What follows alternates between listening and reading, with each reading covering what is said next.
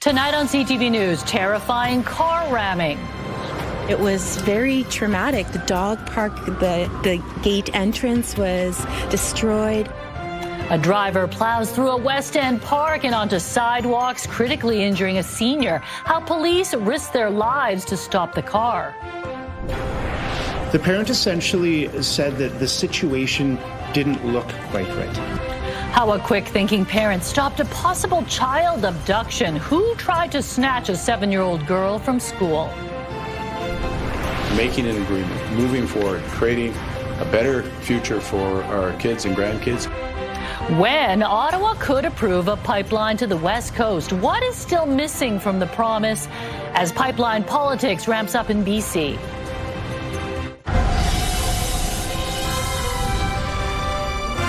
This is CTV.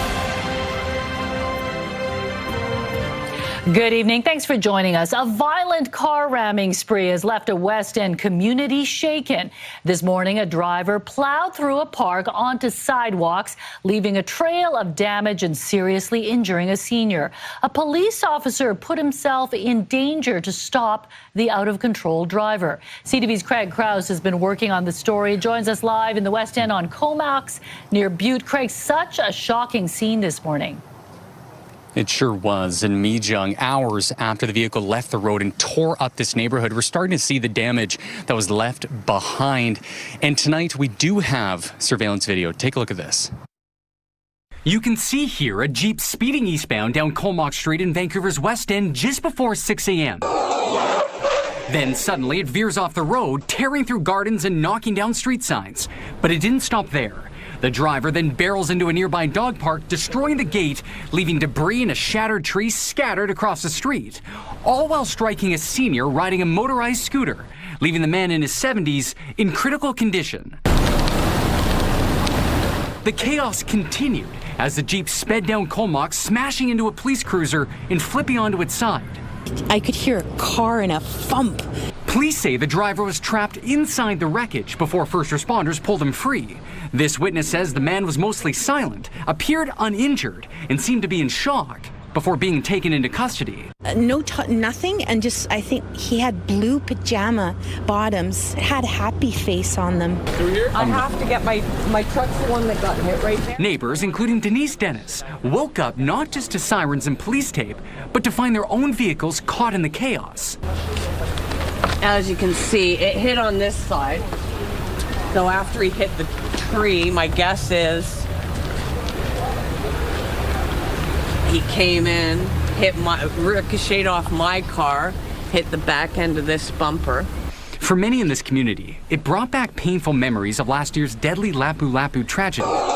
In this case, police say mental health or possible drug use may have been factors in Friday morning's rampage.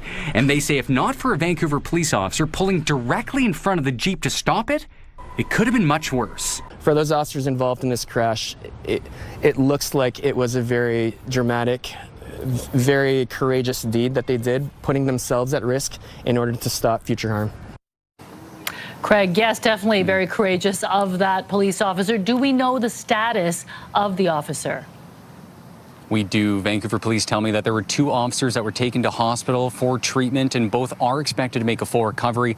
As for the senior that was in the scooter that was struck, I did speak to his niece, and she tells me that he remains in hospital. A traumatic day for many people in this community and this neighborhood as they try to process what happened today. Mijung? Craig Krause reporting live tonight from the West End. Yeah. Now to a disturbing story out of the Fraser Valley. A man has been charged after an alleged child abduction attempt at an elementary school in Chilliwack. Police say it was a parent who stepped in to stop it and get the little girl to safety. CTV's Ben Nesbitt has more. A terrifying scene at Chilliwack Central Elementary School Wednesday morning. A man had allegedly attempted to remove the child from the school property. Police say another parent who was dropping off their own kid saw what was transpiring and stepped in before the suspect made off with the 7-year-old girl. The parent essentially said that the situation didn't look quite right. And so it really was the astute observation of a parent dropping off a child that said, this doesn't fit what I believe would be the norm. Mounties say they were called in and the child was not harmed. They were able to locate the suspect nearby shortly after and made an arrest. 49-year-old Joel McGillis, who has a lengthy criminal history, has been charged with kidnapping a person under the age of 16. They say he and the girl did not know each other. Well, charges have been laid. Police are seeking more witnesses. If you were in the area of the school between 8:30 and 9:15 a.m. that day and saw a man wearing a purple bunny mask, you're asked to contact police. Child safety and youth safety is a priority, and kids need to feel safe being able to go to their schools. McGillis appeared in court Friday morning and remains in custody. He'll be back before a judge for a possible bail hearing next week. Ben Nesbitt, CTV News, Chilliwack.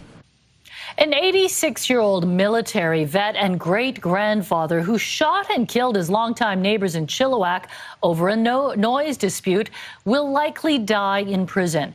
Today, Robert Freeman was sentenced, and as CTV's Michelle Bernaro reports, he apologized for what he did.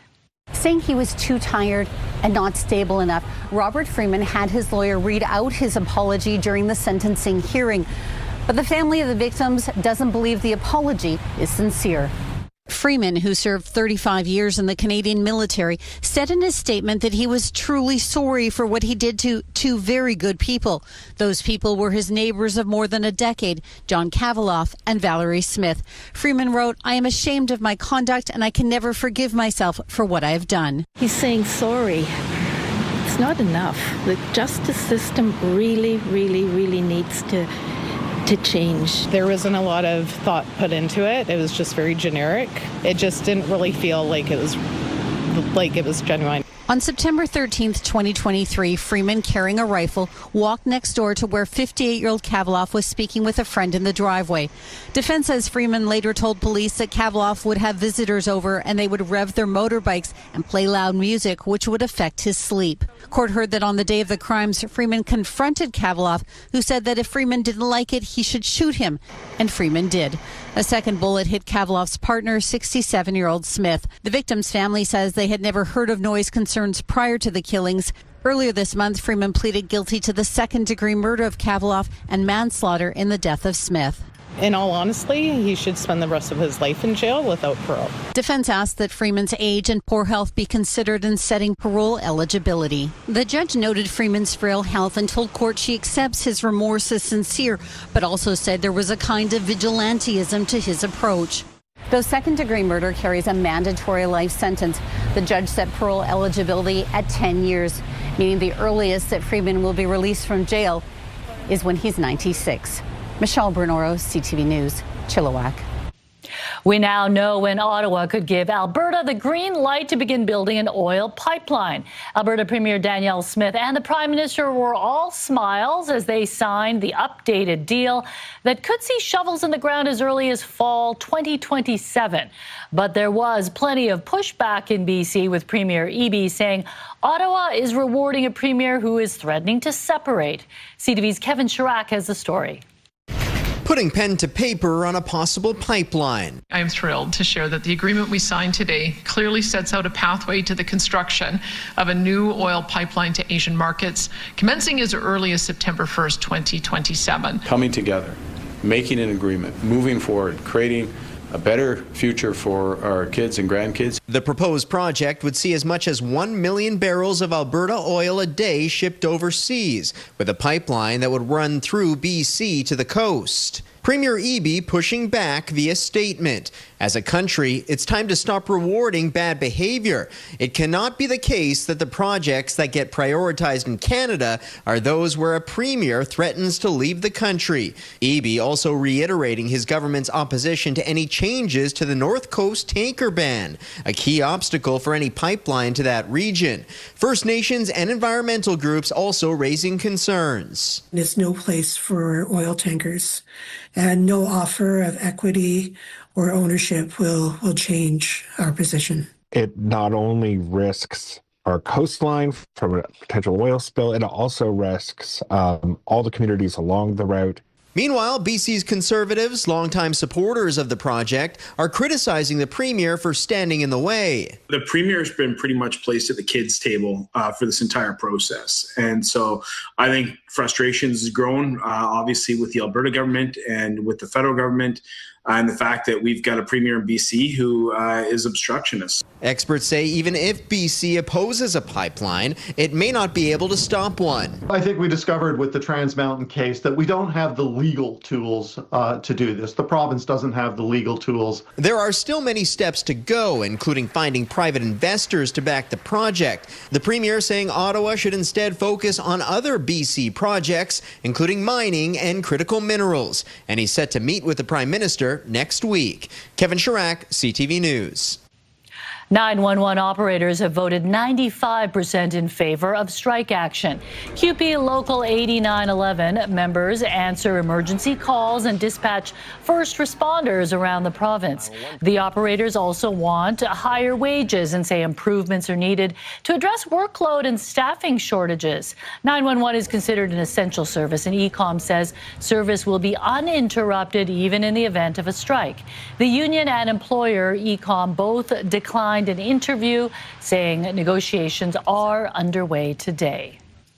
2 Metro Vancouver men are facing federal charges in the U.S. after allegedly helping migrants illegally enter from Canada. 28-year-old Fong Yu and 36-year-old Johnny Nguyen were detained near the Bellingham airport after allegedly flying in from Point Roberts. The Vietnamese migrants told investigators they agreed to pay $13,000 and $15,000 U.S. to be smuggled into the country. They are both charged with conspiracy to transport aliens for private financial gain, which can result in up to 10 years in prison. Well, it's being called a very basic safety precaution that could save lives. Why funding for suicide prevention fencing on the Granville Street Bridge was scaled back. We'll have that story in just a moment. But first, let's take a look at a live shot of Robson Street. It is dry right now, still pretty gray out there. Caroline's here, and definitely feeling chillier today than we've been used to. Much chillier, well below average, well below what we've been used to the last couple weeks, but that will be changing not so much tomorrow. But let's take a look at what's going on right now. Again, below seasonal. It's usually about 16 degrees right now. We're sitting at 12 at the Vancouver Harbour, 7 in Surrey, 10 in Abbotsford. So what can we expect for the next 12 hours? Well, showers will be entering into the picture yet again, and there's a risk of early morning thunderstorms tomorrow. As the day goes on, we're going to see some intermittent showers, a little bit of a clearing trend, but you're going to like what I have in store for Sunday on. How's that for a tease? Sounds good. And you know what? We've been talking about how dry it's been and that we do need some showers. It's just a little bit. I mean, it's not what we need, but you know, better than nothing. Absolutely. All right. Thanks, Caroline. A tragic death on Vancouver's Granville Street Bridge is renewing calls for suicide prevention barriers and raising questions about why they are still not in place. We do want to warn you, some may find the details of this story difficult. CTV's Dimitra Maragos reports. A woman suffering from a mental health incident fell to her death on the Granville Street Bridge Wednesday morning. In a statement, VPD says VPD negotiators and the emergency response team were engaged from the very beginning and did everything they could for her. This just shows very clearly why those barriers are so important. The Crisis Center of BC penning a letter to the city calling the death preventable and pushing for suicide prevention barriers to be put into place. It's a life-saving measure. It's a very basic safety precaution. There should be no reason why they're not there. It's not a new safety concern. In 2024, Vancouver Council passed a motion to install suicide prevention fencing on the Granville Street Bridge between 2027 and 2030. But those plans were scaled back earlier this month due to funding constraints, according to the city. The suicide bridge barriers are not going to get cheaper over time. They're only going to get more expensive. And the delay costs lives, and we've seen that. 21 suicide incidents have been reported on the Granville Bridge in 5 years, 6 of them fatal. On the Burrard Bridge, since the barriers went up in 2017, that number is 0. It's inexcusable for us all of us, not to be prioritizing this and fixing the situation. Tom Lancaster, the general manager of Granville Island, says due to the amount of incidents, they've had to come up with a plan. I've been developing a traumatic incidents response protocol now for the last year and a half, and it's because specifically there are instances like this. The city says suicide prevention fencing is a priority for the Granville Street Bridge, and it's part of the bridge's upgrade plans. But there's no timeline on when they could be installed. The city says it's still working out costs and waiting on funding from other levels of government. Demetri Marigo, CTV News, Vancouver. If you or someone you know needs help, the Suicide Crisis Helpline is available 24 hours a day. To reach the helpline, just call or text 988. If you need immediate assistance, call 911 or go to the nearest hospital. Seeing into deep space, how UBC is playing a role in building one of the most powerful telescopes in the world. Also ahead. The reason we want something like this is because we designed the world for humans. And education in robotics. BC Hydro unveils the newest members of its safety team to Surrey students. When CTV News at 6 continues. Stay with us. Such a giant telescope, and it allows Canadian astronomers to do new observations in order to make new discoveries. The Extremely Large Telescope, or ELT, will feature a 39-meter wide mirror, becoming one of the most powerful optical and infrared telescopes ever built. Canada will be able to access this telescope thanks to an $11 million grant to build a component for the telescope led by UBC. The telescope is being built in Chile and is expected to be ready for use by around 2030. What the U.S. and China agree on when it comes to the war on Iran and what they don't. Also coming up. This is a huge moment in recognition of inter-partner violence in Canadian law. A landmark Supreme Court decision that allows victims of intimate partner violence to sue for financial damages. What this means for victims, that's ahead.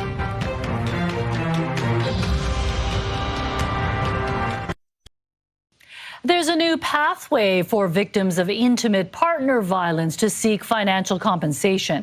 CTV's Martin McMahon has more following what's being described as a landmark decision by the country's highest court.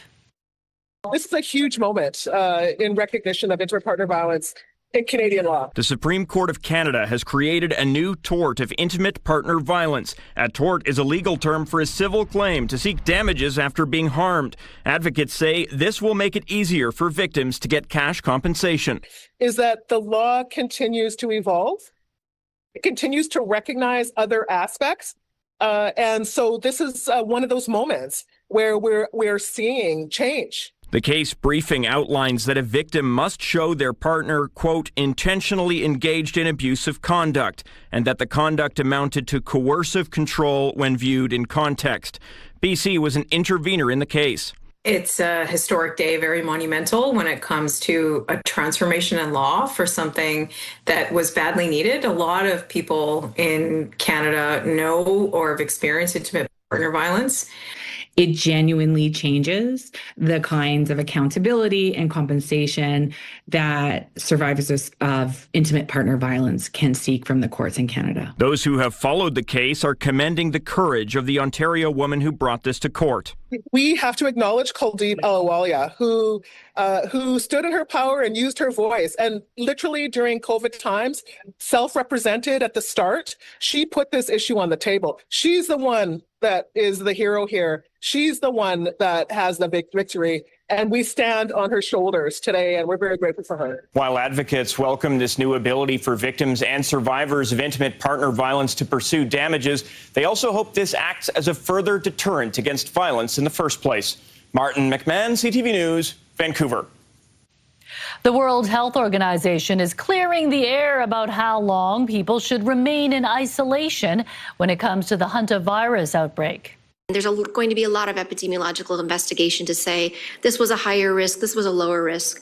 But for us at WHO and for our recommendations, we've been very clear that all of the passengers and crew that were on board, we consider high risk.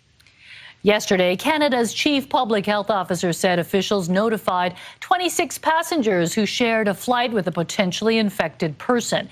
Canadian officials consider those individuals to be low risk, while European authorities had designated the travelers as being at no risk of infection.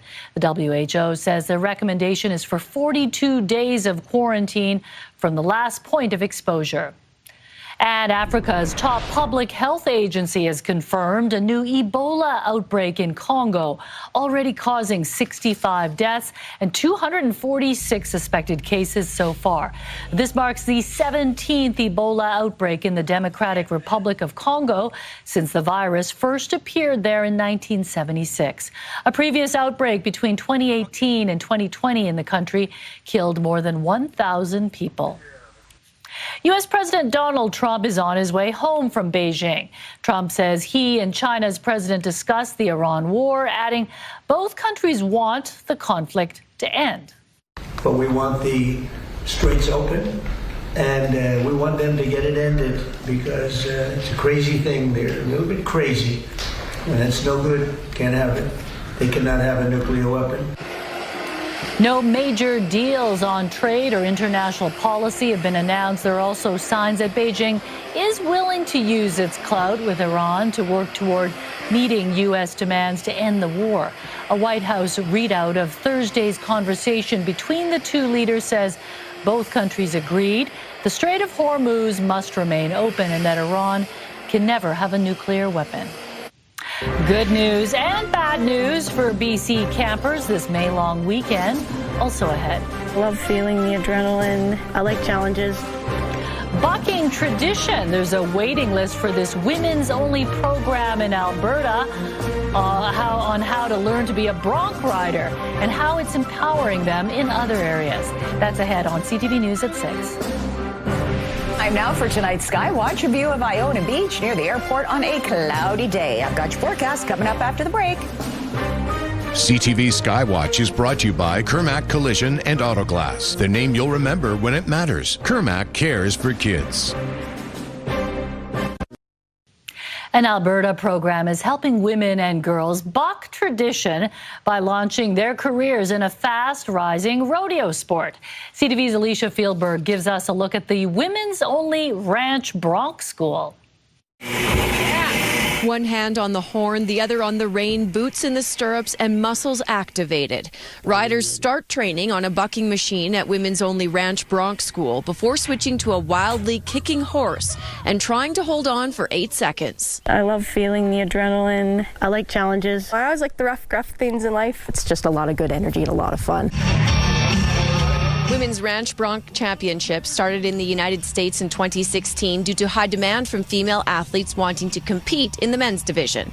The sport is rapidly gaining popularity in Canada, Australia, Europe, and Mexico, and attracting a lot of attention on TV and online. And it's easier for us to actually spread it and show that the girls can do it and be good at it. This school near Cochrane runs twice a year, and it's fully booked with a wait list, which is no surprise to some riders. When I was in grade 3, we had to do an assignment. It was, what do you want to be when you grow up? And I said, I want to be a female bronc rider.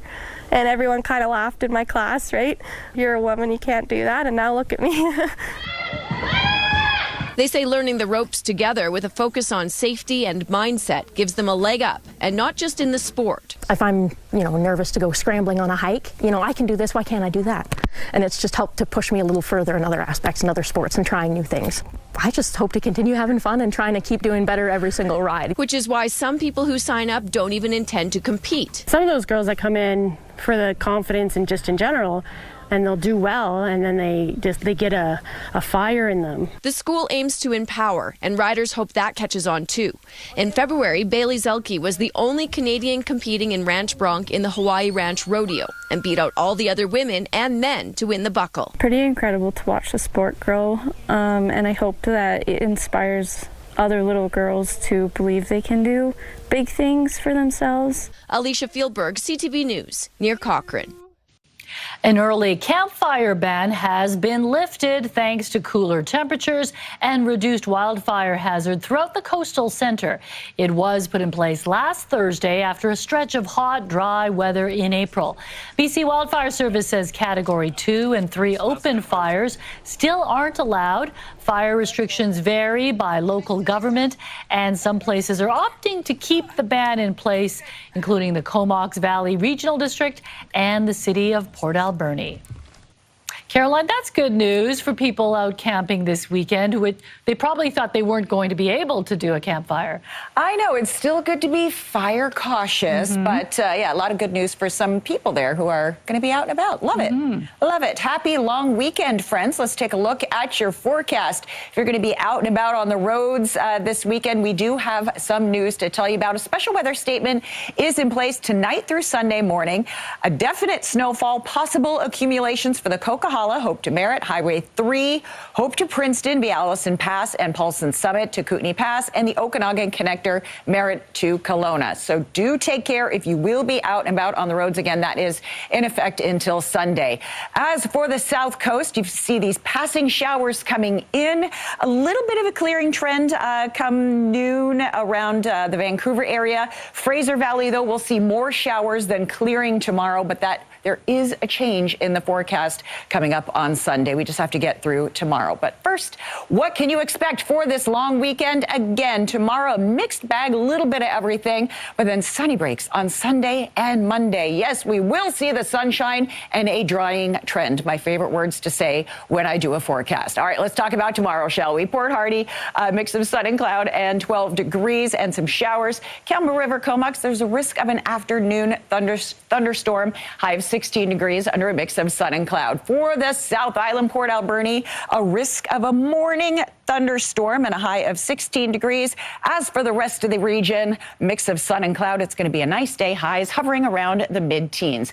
Risk of morning showers and risk of thunderstorms in Powell River and Sechelt early in the morning. But as that clears, you'll see a mix of sun and cloud. Whistler, though, showers throughout the day. Squamish, mainly cloudy with some showers, just like the lower mainland. And as I said, Fraser Valley will see more showers than clearing, but the clearing will come later in the day. We're going to see highs around 15 and 16 degrees, which is average for this time of year.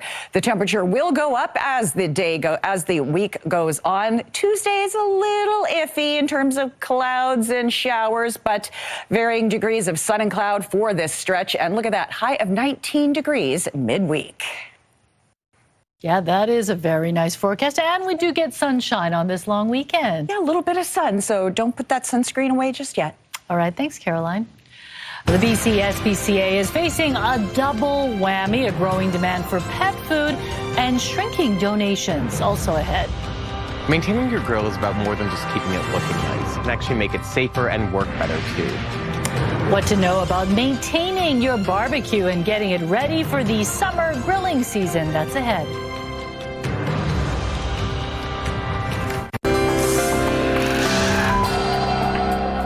Taking a look at today's markets, the Canadian dollar is trading around 72 cents USD. Oil up by a little more than $4, closing the day at 101 US a barrel. Gold lost $123 on the day. On the stock market, the TSX down 434 points, and the Dow Jones lost 537 points on the day. As we head into the long weekend, there appears to be no relief in sight for drivers as the price of gas continues to reach near historic highs. In BC, the average price is sitting at $2.06 a litre, about 20 cents higher than the national average of $1.88. But BC is not seeing the highest prices in Canada. The Northwest Territories are being hit the hardest, where gas is over $3 a litre, jumping more than 50 cents from yesterday. The BC SPCA says demand for pet food banks is outpacing supply.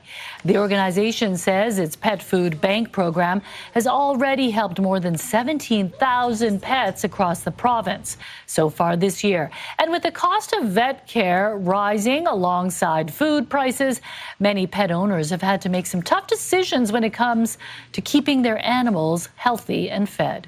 Vet prices are soaring.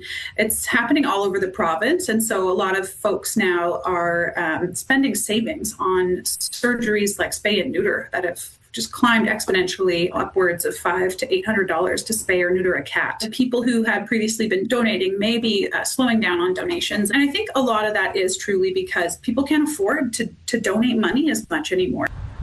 The organization is encouraging people to donate unopened pet food or cat litter to any local BC SPCA branch, with ones in Victoria and Vancouver's downtown east side being the most in need. For many people, May long weekend can also spark the beginning of barbecue season.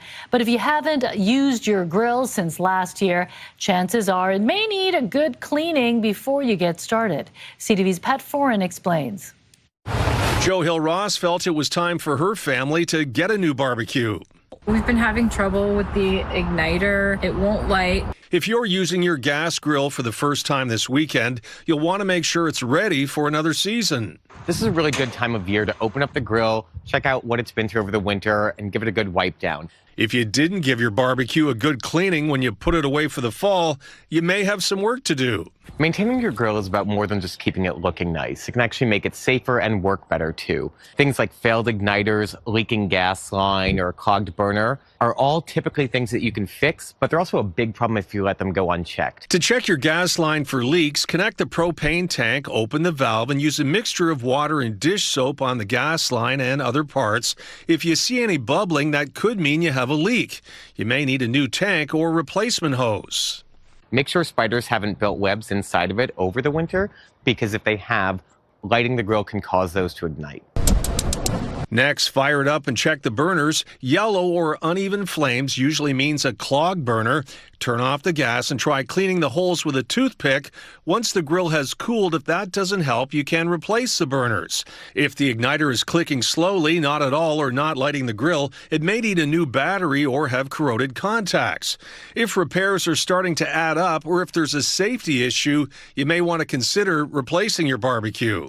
A lot of things can be fixed on a grill, but generally big problems like a rusty firebox mean it might be time to get a new grill entirely. This Napoleon gas grill aces all of Consumer Reports tests, plus people who own it say they would recommend it to their family and friends.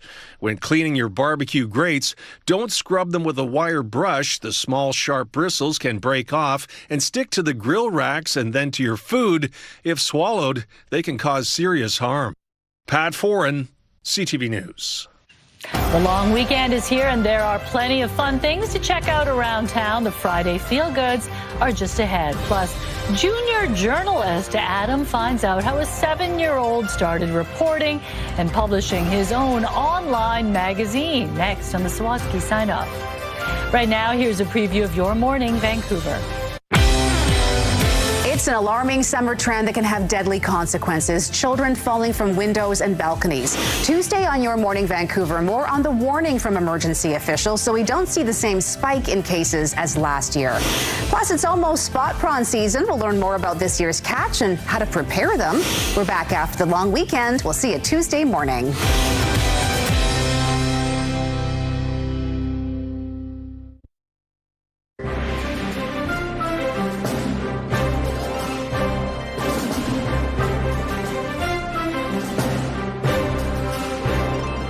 With new leadership in the Vancouver Canucks organization, all eyes now will be on the future to build the Canucks from the ground up. Newly co-president of hockey operations and Canucks legend Henrik Sedin stopped by Your Morning to talk about the upcoming season, including next month's NHL draft. We will 100% find a great player. This draft is deeper than most drafts, and I think anywhere if you pick top 10, you're going to get a really good player. The Canucks hold the number 3 pick in the upcoming draft, the same position Henrik himself was drafted back in 1999. The Canucks have 2 first and 2 second-round picks, as well as a projected $21 million in salary cap space for the upcoming season. The Sedins and new GM Ryan Johnson will look to rebuild a Canucks side that finished dead last in the NHL. To honor 50 years of the Canadian Hockey League, the CHL has unveiled its list of the top 50 players in league history. Rodeo ahead to Gretzky. Has Murphy with him on a 2-on.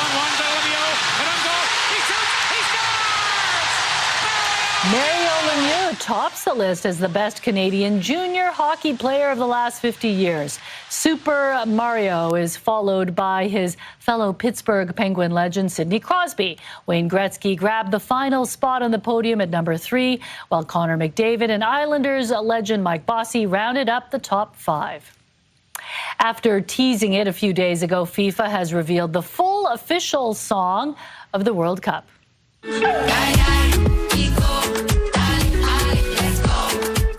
The multilingual track from Shakira and Burna Boy is titled Dai Dai, meaning come on or let's go in Italian. It marks a return for the Colombian superstar, who also sang the official song for the World Cup in 2010. Shakira is also slated to perform alongside Madonna and BTS at the first ever FIFA final halftime show on July 19th at MetLife Stadium in New Jersey. Wouldn't that be fun to see that concert? Something for everyone. Yeah. I know. I have a cousin in New Jersey. But then I have to get tickets. Make some calls. Yes. Okay, well, it's time for Friday Feel Goods, a weekly roundup of unique events happening in Metro Vancouver. Here are 3 things worth checking out this long weekend.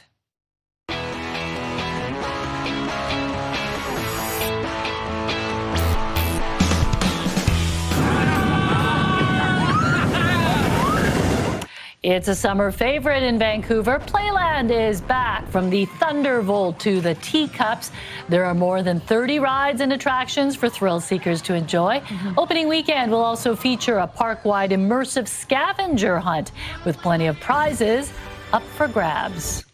Okay, that's new, a scavenger hunt. Yeah. That sounds fun. Yeah, I think I prefer that to the rides. Oh, yeah, I got nauseous looking at that spinning. I didn't get on the Thunderbolt last year, but this year my nephew's tall enough, so I think we're heading. You can't say no now, right? Yeah, you have to.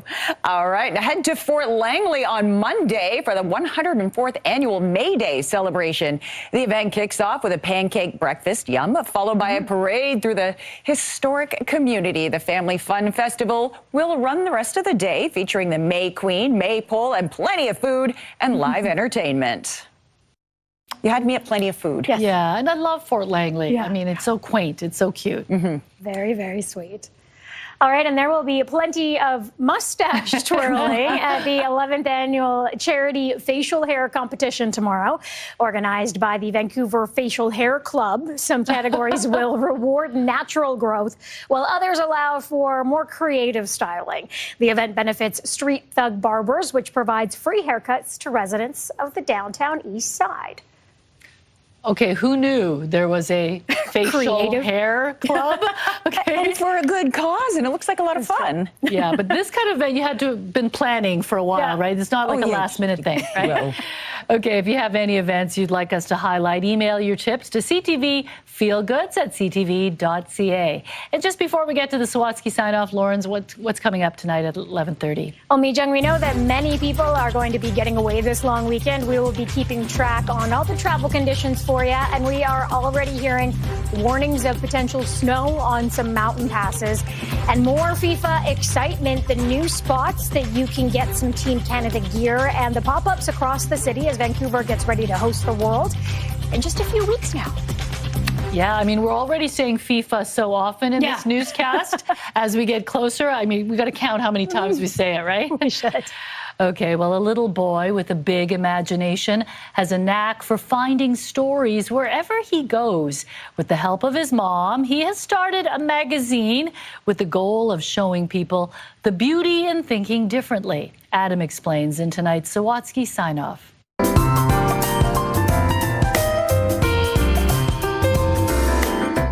Like all good reporters, Clement Gray is full of questions. Why are you filming my feet? And will do whatever it takes to get an answer. Ow! Like our prickles actually prickly. Yeah. You okay? Yeah. Seeing as Clement's dogged investigations have uncovered the truth about this neighborhood cat. That cat loves to invade houses. And the 7-year-old's nose for news knows no bounds. This hole is new. The hole is new? Yeah. Clement's mom, Jessime Tedley, agreed to help him publish his reporting. Whenever he, showed an interest in anything I could frame as loosely academic, we would just kind of go for it. The magazine's title was inspired by Clement's nickname, Lemon, and the first issue featured coverage of a birthday party. So I could tell people who weren't invited about it. Clement reported that cupcakes were served, balloons popped, and one girl cried during a game to get a goodie bag. But just random things will sort of catch his imagination, and he'll want to tell people about them. That's how we decide what the next one's going to be. Well, seeing as Clement is on the autism spectrum and has ADHD, his process is unique. Some guy is recording me right now. He dictates his reporting, his mom types it verbatim, then he chooses pictures to illustrate the article before she posts it online. Yeah, that one's good. That one's good. Clement has reported that deer crossing sidewalks are adorable. When his little sister falls off her bike onto the sand, it sounds like zoom, then flop. And in an article titled Bottle Butt, mums who store water bottles in the back of their pants can be both funny and fashionable. That one was a hot one with the under 7 set for sure. If you ask Clement why he does this, he'll tell you it's to show how fun and cool it feels to be neurodivergent. Seeing it from a different point of view. A different point of view that Clement is distributing in a different sort of way by printing out tiny QR codes and sticking them to little free libraries for people to find, which leads to his latest article advising readers that scanning random QR codes can lead to viruses. Maybe potentially dangerous. Like all good reporters, Clement will never stop searching for unique angles to report on news you can use. I was pretty excited. Adam Sawatsky, CTV News, Victoria. The Sawatsky Signoff, brought to you by 1-800-GOT-JUNK. They make junk disappear. All you have to do is point. I think I should be worried about my job in about 20 years or so. This Clement guy, he's a natural reporter. Yes. Oh, how sweet. My face hurts from smiling watching that. Yeah. He's got everything in his magazine. The social page about his birthday party, a consumer alert about QR codes. Yeah. He's got it all. I love it. He entices you, and then he's like, haha, you shouldn't have done that. Here's why. And he's got the coolest mom, I think. Yeah. I love that she's nurturing his desire for knowledge, his creativity. I love that. I love it. Very cute. I know. You want something else creative? Here's the segue into the scenic snapshot. Justin sending this in. A beautiful drone shot, I think. If you want your photo featured, please email us, scenicSnapshot@ctv.ca. Nice one, Justin. Very nice, yeah.